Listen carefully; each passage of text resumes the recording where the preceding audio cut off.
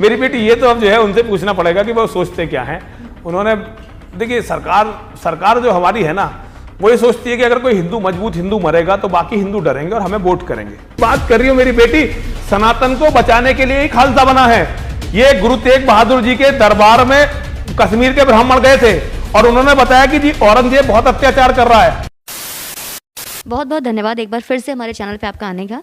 अभी हम एक बहुत ही कहूँ तो ऐसा खबर जो कि सुन के दिल दहल जाता है।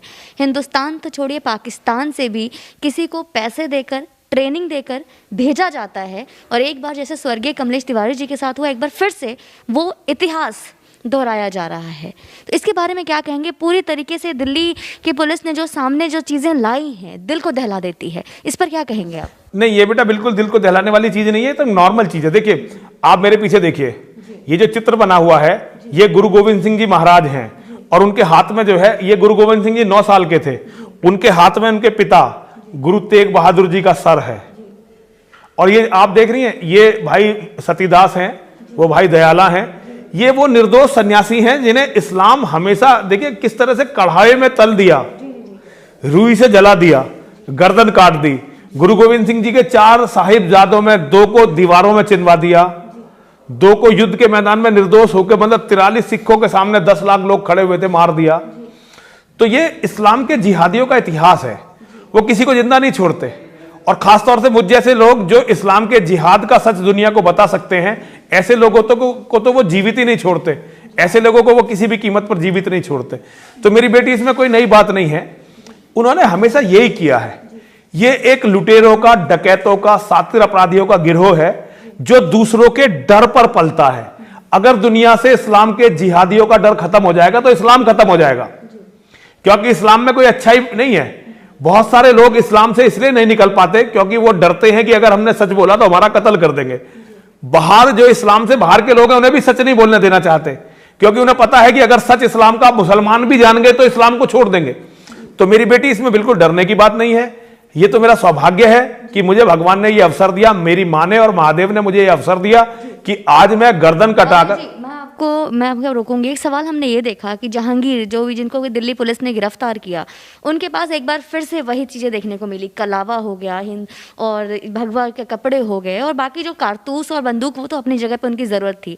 लेकिन एक राक्षस जो एक सन्यासी को मारने आता है और सन्यासी की वेशभूषा पहनकर वो सारी चीज़ें भाव भूमिका बना रहा है, तो जहाँ पर एक इतिहास गवाह है कि अगर जहाँ एक तरफ मुसलमानों ने अपनी टोपी नहीं छोड़ी, जहाँ पे आज क्रिश्चियन ने रविवार को वहाँ पे चर्च जाना नहीं छोड़ा, जहाँ पे आज सरदार सिखों ने भी अपनी पगड़ी नहीं छोड़ी, लेकिन वहीं पे हिंदुओं ने आज कलावा छोड़ दिया है, आज तिलक छोड़ दिया है, आज वेद व्यास छोड़ दिए हैं, हमने भगवत गीता की पाठ छोड़ दी है, लेकिन वहीं पे राक्षस सन्यासी को मारने आ रहा है और ये वेशभूषा लेकर। तो क्या कहेंगे इन सब के बारे में आप? देखिए वो बहुत सातिर शिकारी है। आज तक इस्लाम में कोई दिलेर नहीं पैदा हुआ, लेकिन वो लकड़बग्घे हैं, वो भेड़िए हैं, वो सियार हैं, और वो शिकार करना अच्छी तरह से जानते हैं। वो अच्छी तरह से जानते हैं कि नरसिंहानंद का शिकार कैसे होगा। हालांकि अब मुझे पता चल गया तो मैं बचकर रहूंगा। यहाँ जितने भी लोग आते हैं मैं ज्यादातर उनसे गले मिलता हूँ। देखिए उन्होंने अच्छी तरह से इस स्थान की रेकी की हुई है, उन्होंने हमारे बारे में सब कुछ पता कर लिया है। देखिए हम लोगों के तो विजन में भी नहीं था ये, लेकिन उन्होंने इस पर मेहनत की है, होमवर्क किया है, और उन्होंने हमारे बारे में सब पता कर लिया। उन्होंने हमारी आदतों का पता कर लिया है। उन्होंने ये पता कर लिया है कि AK-47 लेकर वो हमें नहीं मार सकते, है ना। तो वो किस तरह से मार सकते हैं उसको पता करने के क्रम में उन्होंने जो है ये बहरूपी एक भेष भरा है, और उन्होंने हमेशा ऐसा किया। मेरी बेटी हमेशा, देखिए हिंदुओं को सबसे ज्यादा जो मारा वो इन सूफियों ने मारा। ये सूफी क्या थे? बहरूपी है। ये जो जितनी मजारें दिखाई दे रही है इस्लाम के सिद्धांतों के बेसिक विरुद्ध हैं, लेकिन हिंदुओं को फंसाने के लिए इन्होंने ऐसे भी रूप धरे हैं। मौका कौन दे रहा है? ये क्या हिंदुओं ने मौका नहीं दिया जो आज हिंदुओं का वेशभूषा बनाया जा रहा है? देखिए हिंदुओं ने अगर मौके नहीं दिए होते तो दुनिया में इस्लाम पनपता ही नहीं। इस्लाम की अपनी कोई ताकत नहीं थी। इस्लाम हमारी कमजोरी के कारण दुनिया में इतना सातिर और इतना कत्लो गारत करने वाला धर्म मजहब बना है, क्योंकि हिंदू हम कमजोर हो गए थे। आज भी हमारी वही कमजोरी है, हम कमजोर हैं। वो कभी भी ताकतवर नहीं थे, वो कभी भी दिलेर नहीं थे, लेकिन ये हमारी गलती है कि हम कमजोर थे। हमारी कमजोरी के कारण वो आज इस स्थिति में पहुंच गए हैं कि आज दुनिया में किसी को भी उसके घर में घुसकर मारने का सपना देखते हैं।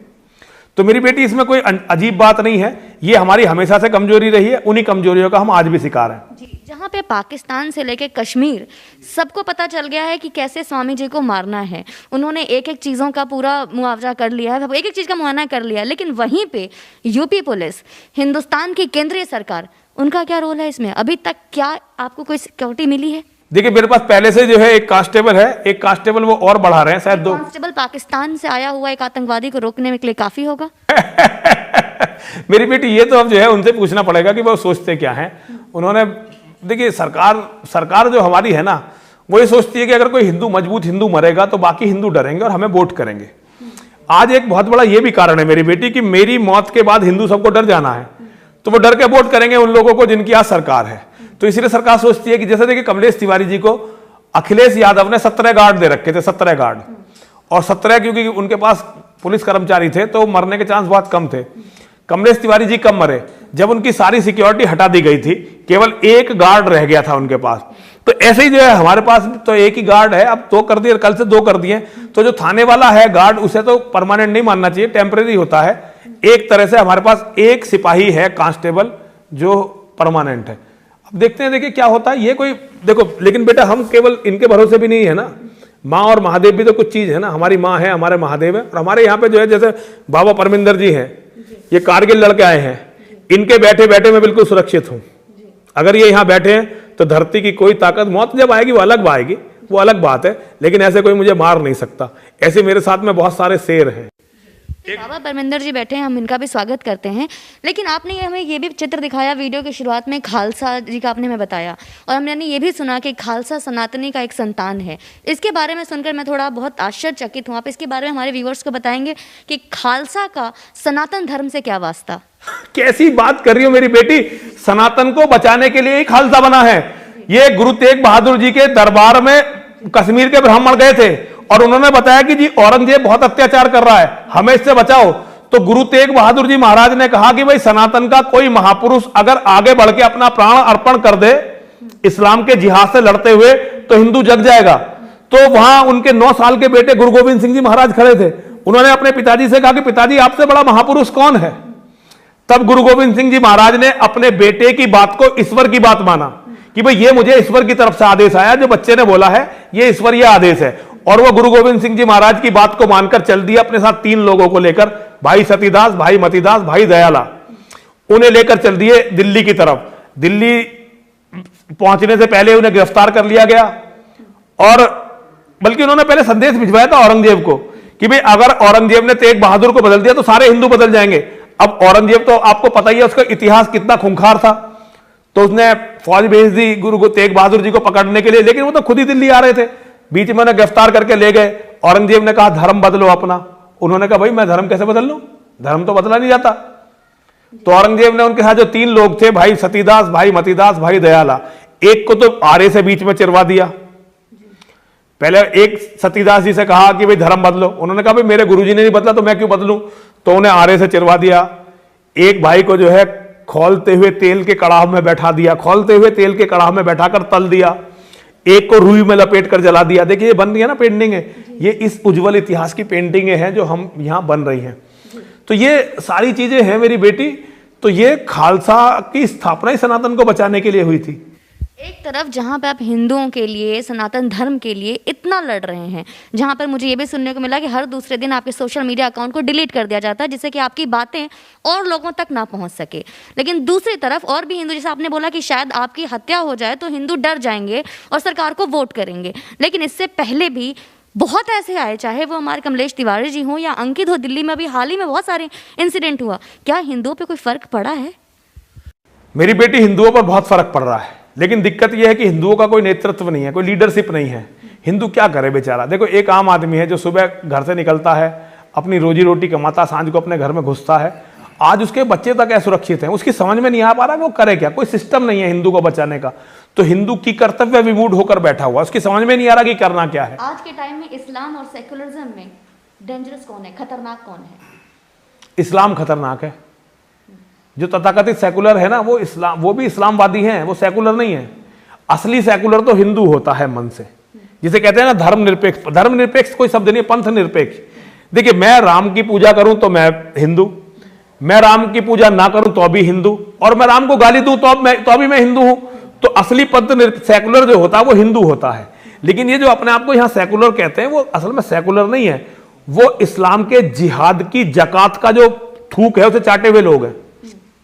तो मुसलमानों के पैसे पर है, मुसलमानों के पेरोल पे है, सऊदी अरब के पेरोल पे है। वो धर्मनिरपेक्ष नहीं है बेटा, वो सेकुलर नहीं है, वो इस्लाम के समर्थक हैं और इस्लामिक राज भारत में लाना चाहते हैं। तो सबसे खतरनाक दुनिया में अगर कोई चीज है तो वो इस्लाम का जिहाद है, इस्लाम है। ये धरती का कैंसर है, अगर ये और थोड़े दिन रहा तो ये पूरी धरती को समाप्त करेगा मेरी बेटी। जी, मैं अभी मंदिर में जब मैंने प्रवेश किया तो मैंने आपका एक बोर्ड देखा जहाँ पे ये लिखा हुआ है कि हिंदुओं अगर 5-5 बच्चे नहीं किए तो आपका विनाश हो जाएगा, आपका सर्वनाश हो जाएगा। इस तरीके की चीज़ें मैंने पढ़ी। तो क्या जहाँ पे एक तरफ एक समुदाय जो कि पॉपुलेशन बढ़ा रहा है, जहाँ पे हम सोचते हैं कि एक ऐसा बिल पास होना चाहिए जिससे कि जनसंख्या नियंत्रण हो, वहीं पे अगर इस तरीके का अगर आप कोई मैसेज दे रहे हैं कि हम हिंदुओं को भी 4 से 5 बच्चे करना चाहिए, क्या हमारे भारत की पॉपुलेशन का इसके ऊपर फर्क पड़ेगा? किस तरीके से दोनों को आप देखते हैं?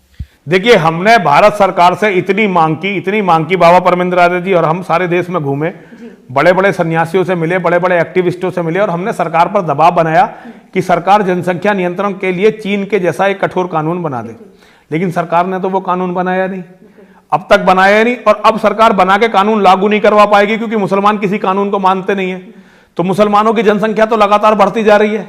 तो अब बेटा हमें क्या करना चाहिए? देखिए, 2 रास्ते हैं, या तो हम कुछ भी ना करें और एक दिन मुसलमानों का राज इस देश में आ ही जाएगा, जैसे 2029 में आने वाला है। उसके बाद जब उनका राज आ जाएगा तो क्या करेंगे? वो हमारी सारी बेटियों को बलात्कार करने के बाद मंडियों में बेच देंगे, रखेल बना लेंगे, हमारे बेटों का कत्ल कर देंगे, हमारे मकानों को छीन लेंगे। यही तो उनका लक्ष्य है। तो हमें ये नहीं होने देना चाहिए। दुनिया में किसी को भी इतना अधिकार नहीं होना चाहिए कि वो हमारी बेटियों से बलात्कार करने की सोचे, होना ही नहीं चाहिए। लेकिन अगर देश इस्लामिक हुआ तो फिर तो हर बेटी से बलात्कार होगा ना। तो किसी को भी इस गलतफहमी में नहीं रहना चाहिए। तो बेटा हम तो चाहते हैं कि जनसंख्या कंट्रोल हो, लेकिन वो फिर मुसलमानों की भी हो। ऐसा ना हो कि हमारी जनसंख्या कम हो जाए और ये फिर हमें जो है बिल्कुल बर्बाद कर दें। और भारत को अगर इन्होंने बर्बाद करने में सफल हो गए तो मेरी बेटी ये समझो कि पूरी दुनिया बर्बाद हो जाएगी, फिर बचेगा कुछ नहीं पूरी दुनिया में। इसलिए भारत को और सनातन को बचाना हमारी बहुत प्रायोरिटी होनी चाहिए। साथ में अभी एक सवाल मैं आपसे ये भी पूछूंगी, आपके कटे हुए सर पे इनाम लगाए जा रहे हैं, इसका क्या है? आप इसके बारे में कुछ बताएंगे व्यूअर्स को? देखिए, मुझे तो गर्व है इस बात पर कि ज्ञात मानव इतिहास में मेरे सर की सबसे बड़ी कीमत लगी है। इतनी किसी के सर की इन्होंने आज तक लगाई नहीं जितनी मेरे सर की इन्होंने कीमत लगाई है। और मेरे लिए तो एक गर्व की बात है। देखिए, मैं तो अच्छी तरह से जानता हूं कि वो हर उस आदमी को मार देते हैं जो इस्लाम की सच्चाई दुनिया के सामने बताता है। मैंने इस्लाम की सच्चाई, इस्लाम का जो रसूल था उसकी सच्चाई सारी दुनिया को बता दी, तो अब वो चिढ़ चुके हैं मुझसे। तो वो मुझे मारना चाहते हैं किसी भी कीमत पर, तो वो मुझे मार ही देंगे, कोई बात नहीं है इसमें खास। तो ये होना है, ये होगा एक दिन।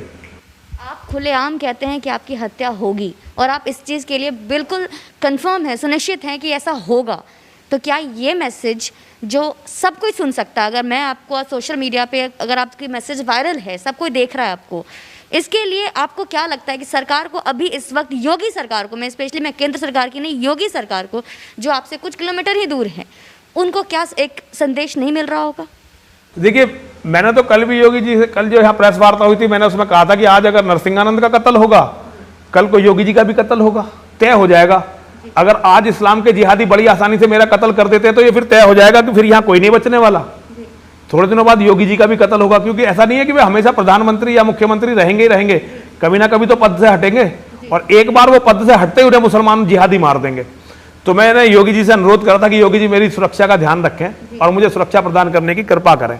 मैंने कल योगी जी से। बाबा जी, मैं आपसे एक आखिरी सवाल पूछूंगी, आप क्या ये कहना चाहते हैं हिंदुस्तान से मुसलमानों का बिल्कुल खात्मा होना चाहिए?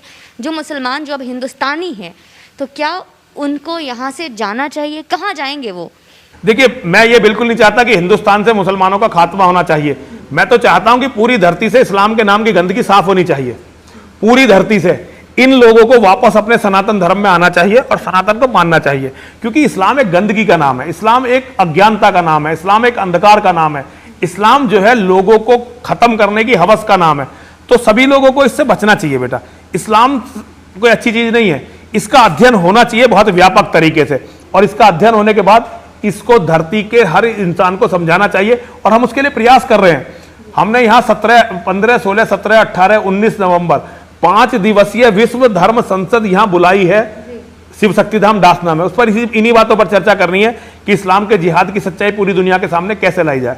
जी, और मैं एक आखिरी सवाल पूछूंगी आपसे कि आज के युवा जनरेशन को आप क्या मैसेज देना चाहेंगे? मैं आज की युवा जनरेशन को केवल इतना मैसेज देना चाहता हूं कि उन्हें अपने परिवार को मजबूत करना चाहिए। परिवार ज्यादा बच्चों से मजबूत होंगे, उन्हें ज्यादा से ज्यादा बच्चे पैदा करने चाहिए और अपने बच्चों को धर्म की शिक्षा देनी चाहिए। उनके बच्चे यदि उनके धर्म को समझेंगे तो कुछ अंतर पड़ेगा। आज हमें हिंदुओं को ज्यादा कट्टर नहीं होना, हमें कट्टरवाद की जरूरत नहीं है, लेकिन जितना समर्पित एक इस मुसलमान अपने मजहब के इस्लाम के प्रति होता है, हम में से हर हिंदू को उससे कम से कम 100 गुना ज्यादा समर्पित होने की जरूरत है। तो आपको ये सारी चीज़ें समझ में आती हो तो मुझे कमेंट सेक्शन में बताइए कि आपको ये वीडियो से किन किन बातों पे और आपको क्या समझ में आता है, कौन सा पॉइंट आपको कोई भी कंफ्यूजन हो रहा है, किसी भी तरीके की कोई भी दुविधा है, आप खुलकर हमसे इस बारे में कमेंट सेक्शन में बता